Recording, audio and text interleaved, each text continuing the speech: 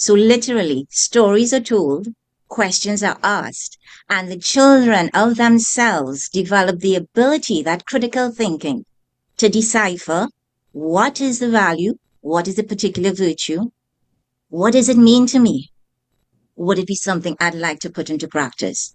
So it's purely an individual experience, not forced, because virtues are caught, not taught. So, Tonia Gooding, what a pleasure for you to join us. Welcome to the Coalition for Marriage, and also Father Mark Georges. It's such a joy to talk to you both, all the way from Trinidad. Yes. What a wonderful experience for us. I wish I was there with you. Thank you so It is a much. We're pleasure. very happy to be here. Well, it's great to talk to you, and welcome both to the Coalition for Marriage. Now, you're both very strongly associated. Tonia, you're the president of something called Communities Alive. And the reason I wanted to talk to you is because you work in over 118 schools around the Caribbean, and you teach children from all sorts of family backgrounds, from deprived family backgrounds, etc., that marriage is good. You teach them about character and all the sorts of things which, I don't know, it feels a bit lacking in our own school system back here in the UK. So if it's okay, I just wanted to talk to you a little bit about why you do it, how you do it, what the results are, and maybe we can learn something from you guys. But first of all, please say hi to our viewers and our listeners and tell us a little bit about yourself. Tonia, why don't you go first? So, yes, I'm Tonya Gooding. I'm married 26 years and mother of six children, five boys, one girl, ranging from 25 all the way down to 9 years old. So, of course, marriage is something I strongly believe in. And I did my postgrad in marriage and family education. My thesis was on virtues education in Trinidad. So, I actually wrote extensively and did research about where was lacking and where it could be addressed in terms of our existing education system and the impact that virtues education could have on it. A few years into that, I met Christine DeVolmer at a marriage and family education seminar in Trinidad. And she spoke about this program, Alive to the World. And it just meshed with everything I'd studied, with my thesis and everything. And of course, with my children in the education system. So I was seeing it firsthand of how this can help within Trinidad and Tobago in our current education system in terms of truly educating, in terms of educating in all aspects, not purely academia, but in the whole person. So that has been my journey thus far. Yeah, Father Mark, tell us about your involvement. Yes, well, from my title, you might be able to guess that I am a Catholic priest. I am based in Trinidad and Tobago, and I've been here working in pastoral work for actually, this is 25 years. I celebrated my anniversary on the 12th. While I still continue to be involved in teaching at, let's say, at the tertiary level, my main work is above, I mean, clearly, is actually helping persons and guiding persons of different ages, of different backgrounds, giving spiritual direction. And I've been very involved in Communities Alive, been working very closely with Tonya from the very, very beginning. So even though I'm not a board member, but I have been very, very much involved from the very beginning in getting this off the ground.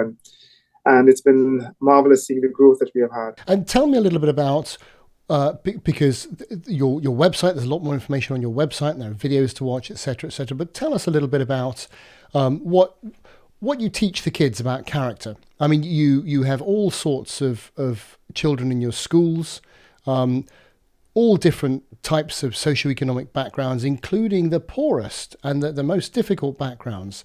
Yet you teach them about character and you teach them about the things which are of fundamental value in life. Tell us a little bit about that. This can bring us to the main thesis of a book that I recently published. The main thesis there is, one of the main ideas is that if we look at the world around us, animals, birds, any creature, they all know what to do so as to fulfill their purpose, to mature and to reach what they're supposed to be and reproduce. But then when it comes to the human being, it seems like we just can't get that right. It doesn't seem to be so automatic. So that the idea then is that actually we actually do know what we need to do so as to be really live fulfilling lives.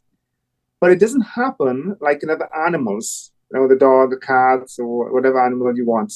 Because we are free beings, we have intelligence and a will, that has to happen in a human way. But it is within us. So therefore, when you be speaking about bringing character to people who are from, disadvantaged circumstances, perhaps even traumatic, situations, I think it's important that we don't lose sight of the fact that everybody has it within them already. No matter who they are, wherever a cat is born, a cat knows what it needs to do. It's kind of strange comparing ourselves to animals, but it applies to the human person as well, and they have it within them to become persons of good character. And of course, character, that's a very human trait, which you don't find in animals. Animals are very instinctive and reactionary, but character is something particularly human. I'm wondering, before we go into it a bit more, maybe Tonia, tell us a little bit about the legislative framework, the government framework. I mean, it seems to be the case that what you're doing is very much welcomed by schools and the general environments in the Caribbean. Would that be correct? The program itself permeates all different religions. So the fundamental understanding of do unto others as you'd have others do unto you is something embraced by all religions. So the atmosphere in Trinidad has many different religions. So the governing body and the schools are denominational. So every school will have a certain amount of autonomy in what they can teach. So from this perspective, a program that teaches like a Life to the World how to discover, appreciate, and assimilate universal values will be welcome. Yes, because the reality is that all countries, and I mean Trinidad in particular at this point, wants to change. There's certain things that are happening in our society, be it violence and crime and different things, that everybody sees the need to desire change in behaviors and attitudes. So a program that lends to this will, of course, be embraced by parents, by teachers, by schools, by principals, and even by governments, because they all are interested in having the country become better. So from that perspective, I have not met a principal who's not interested in a program of this nature. So, and we have not come across significant opposition in terms of the government legislature. One of the topics of discussion in the UK is the level to which we teach transsexual ideology in schools and same-sex attraction, etc., etc. And some schools, it's very, very significant, and it's quite dominating all sorts of subjects and is brought in by activists all over the place. Others not so much, but it seems to be a topic of significant conversation. Is that the case in the Caribbean or in Trinidad more particularly? Well, in Trinidad and Tobago, we have had different bodies talking about comprehensive sex ed, right? We have had proposals for public consultation. We have had presence of Planned Parenthood. We've had, and we still continue to have, the presence and the narrative being encouraged. However, because we still have this religious significance and the autonomy of their schools, I think this is something that Trinidad has that maybe other countries may not have. We have been able to state exactly what we would like to be taught in our schools and what we have opposition to or challenges with and so forth. And therefore, over the past few years, we have been successful to an extent that we can still have autonomy as to what we would like the narrative to be in our schools. And be it Catholic, Hindu, Muslim, Christian, so forth, we all ascribe to a certain narrative and a certain way of educating our children on healthy sexuality, which, defined by Life to the World, is everything you need to understand that will help you develop healthy relationships. So it's not focused on the genitals and contraception and so forth, but rather on issues that really pertain to chastity, pertain to identity, procreation, love, freedom and responsibility, as well as family and social life. So that is the narrative that we ascribe to. And so far, we've been able to continue to teach. Chastity. That's an interesting term. I'm not sure many of our school children would know what it even means in the UK. It is a but yeah. virtue. Yeah, absolutely. And I think both of you have referred to the fact that, the government wants to reduce the rate of crime and all sorts of things like that. And the best way of doing that, statistically, is for kids to grow up in a married environment with their biological mum and dad. And we know that sometimes that's not possible. But to teach that is the thing that brings about the best version of the next generation, the healthiest, happiest type of society, well, that's not ideological, that's just fact, and it's based on reality. And so no wonder your governments are very happy with you going into schools and teaching that in amidst the teaching of general good character, which again is something I feel is lacking in our schools, the idea of defining what good is, because good seems to be whatever you think it is. But there is an objective good character.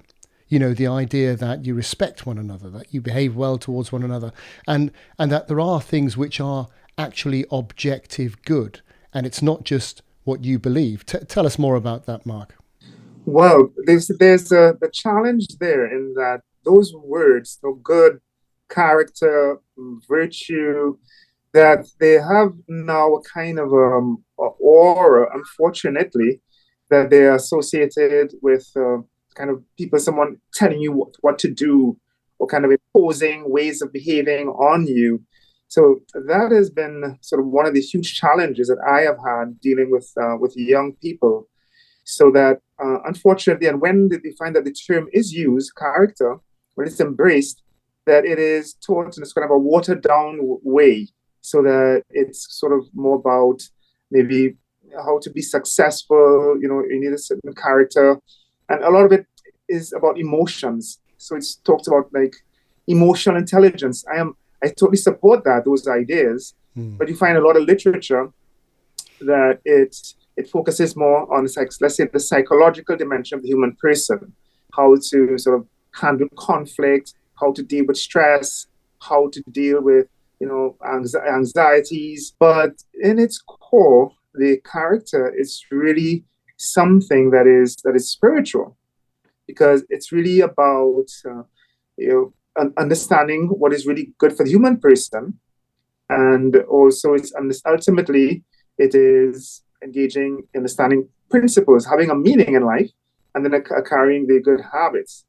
So coming back then to your question, we need to bring people to a place where they can now discover for themselves what is good. And we have to find like a way of doing that. And what we have found, a good way of doing that is through stories. And so by means of stories, you try to sort of wake people up to understand values that they are naturally, tuned into. Everyone wants to have a family. I believe that very, very strongly. No matter if you've had a very broken home and a terrible family, because it's natural to us. And there's so many, I've experienced it, and people have shared with me what they have experienced in a broken home. They don't want that. So we actually process negativity as something that I don't want. And so the positive comes out. I want now not to have this, and so I want a good family. So this is then part of what we could call like the process of integration happens, where through a story you put a person in a scenario. So I can probably give like a simple example, maybe like for friendship. Suppose I tell you a story. I say, a friend of mine was telling me he traveled abroad, and a friend traveled 8 hours to spend a few hours with him and then went back. Okay, so that's a very simple story. But then I can ask the person a question. What do you think about that? Do you think it was easy for that person to make that journey? And then the person themselves can just discover that there was like a friendship, there's a relationship, that it is now a person understands that there's a value at stake. And then you can ask the question, says, would you do that for a friend? Okay, maybe you don't have that chance, you live in a small country, but what can you do maybe to be a better friend? So then it is through that, that's kind of a different narrative that people are able to then see for themselves, wow, this is something beautiful. I would love to have a relationship like that person. And they discover that it's not just a good feeling, it's actually a value. And then they are beginning now to and do go deeper, but actually accepting. So those are there's a knowing and knowing more fully, and then there's an accepting and then a doing. And so that is the process of character building. So that And is what we are turning into that is, being. Yeah, yeah, so absolutely good. that is what we're trying to do. So it's a completely different approach to character building. Great. Takes away the whole set idea of that you're being imposed on or forced on or a list of things to do, but it's something that you are discovering on your own, and actually you are coming up with ways of living those values on your own. And what kind of age are these children? What are we talking about? So the program starts from 5 years old, and the box we have goes up to about 13, and then there's an online ability to go on until age 18. And what Father just described there, that anthropology of integration, is the pedagogy behind the life of the world. So literally, stories are told, questions are asked, and the children of themselves develop the ability, that critical thinking, to decipher what is the value, what is the particular virtue, what does it mean to me? Would it be something I'd like to put into practice? So it's purely an individual experience, not forced, because virtues are caught, not taught. So it's the whole pedagogy behind the program that makes it so powerful, so beneficial, and so effective. And it's thoroughly enjoyed in the classroom because I also teach and I'm the local trainer. So I have first-hand information and first-hand experience of how the program is delivered and how it is received. Give me some examples of that, if you would, Tonia. Tell us a little bit about changes that you've seen in some children and what difference the program has made on the ground in real life. So basically, the actual ability to change behavior would take a while, right? Because habits take a while to change, right? But in terms of like within one school term, we've had feedback from parents, we've had feedback from teachers, as well as students themselves on our website recorded. So in terms of my personal experience, the child in the class, so let's say it was a little boy who we're reading a story about honesty, let's say, and it's moving the goalpost. Yes. So we're relating the story and we say, well, of course, the goalie didn't want the other team to score. So he purposely moved the goalpost. And you ask the question, what do you think about that? And I would have somebody say, I would have done that. I didn't want the other team to score. I would have done that. And through a process of questioning, he would ask, but how would you feel if that was done to you? And you actually see the thinking happening. You actually see the little boy pausing. Never thought of it like that before. And I think this is what we want to encourage more of. So in reality, his response would then be, okay, maybe, yeah, that was not the right thing to do. Now I can see it for myself without me telling him. Right? He can step into the shoes of the person in the story and see that if he was trying to score a goal and the goalie moved the goalpost, he was put in at a disadvantage and he wouldn't like that. So he should not like it done to others. So it's different scenarios like that you can see within the classroom setting itself. These little light bulbs go on to say, I didn't think of it like that. Maybe this is some other behavior I can adopt. And then it will make a difference in my life and to others. Yeah, and it teaches you to be teachable, throughout your whole of your life, maybe. So you learn things as you're going through the program, but you also learn that actually your presuppositions, your own ideas might not always be right, and you should be willing to think about other people, think about other ideas, and evaluate them critically.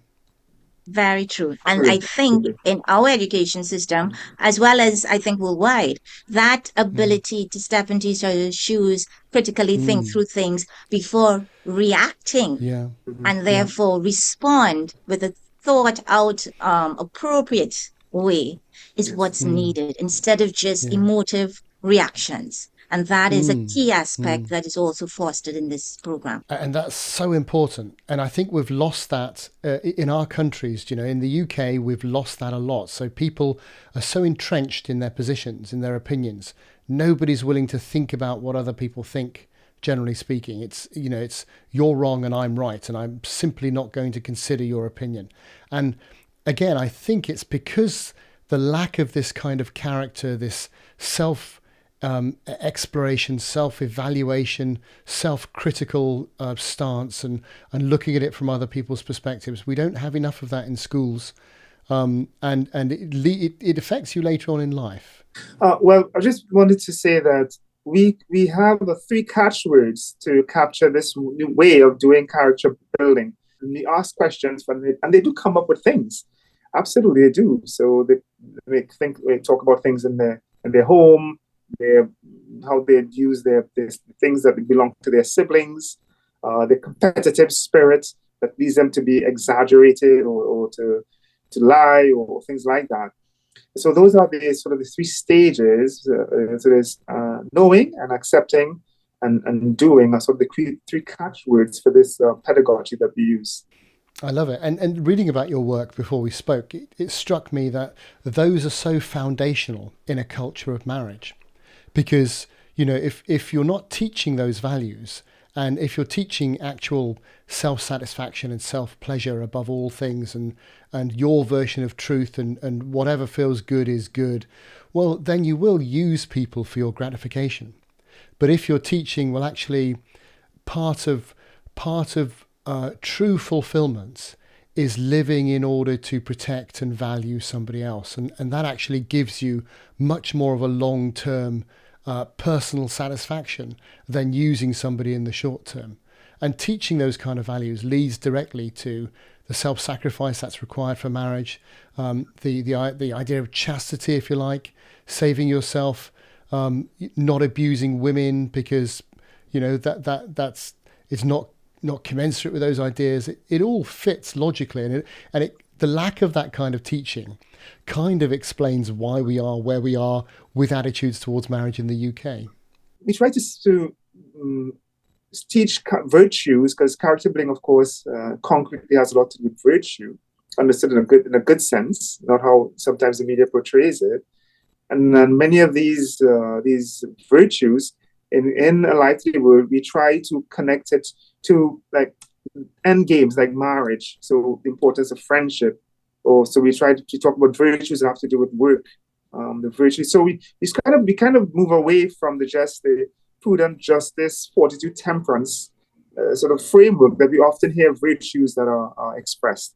And the lively world has a much richer sort of sense of virtues that are connected more towards that ultimately the goal in life, like having a good marriage in the future, about workplace, about society. And so we do break from the traditional model, but that allows us to bring to the fore a whole series of habits and virtues that are then very important for having a fulfilling life. Can I just end with Great. one other analogy? Yeah. Oh, please do. Please do. Okay. One of the ways the 3 levels is introduced is in primary school. This is about age 8, 9. And it is drawn in as an analogy with sport, right? So you look at the 3 levels of what you learn from a sport, what you feel when you're playing a sport, and how you think when you're playing a sport. So, of course, your diet and everything you do, your desire to win and compete, and, of course, strategy and skill. And then in my training, we actually draw an analogy between a team and a team called the family. And when you look at what a team comprises, because everybody understands this, a team has rules, a team has captains, a team has a whole set of everybody playing their part, and everybody has their part to play. And then you put that into the context of a family. The analogy is very clear. And for a 9-year-old to grasp that, to understand and appreciate what virtues you learn from playing a sport, be it perseverance, teamwork, being disciplined, all that, he can apply to his own family and eventually to marriage. That's right. And you're almost teaching the building blocks. The building takes care of itself almost, doesn't it? Then you almost don't have to teach the end point, because if you've got the skills and the materials, well, the building will come about. Which is quite remarkable. I think what you're both doing is wonderful. I kind of feel I really should come out and see it for myself. Yes. Most welcome. Yeah. But listen, it's a joy to talk to you both. I wanted to share it with our our supporters in the UK. Simply because it's good to know that this sort of teaching is taking place elsewhere, and it could take place here too. So we'll link to your website, we'll link to your material, and perhaps I know you're trying to expand into even more schools. When you've done that, perhaps you'll come and give us an update. Oh, that'd be Absolutely. great. Yes, I'd absolutely. be happy to. I think the work you're both doing is amazing, and I think you're both fantastic to talk to, and I'm so glad we've virtually met each other, and I hope we can physically do so at some point. Oh, We I look should do forward to this in that. Please come to person, Tony. Trinidad. Most welcome. You'd be more than welcome. Right. Well, what time is it now? I'll check the next flight. Listen, it's lovely to talk to you. Thank you so Same much both for here. your time, and Happy carry on the pleasure. wonderful work. Thank you so much for having us. We really appreciate this opportunity.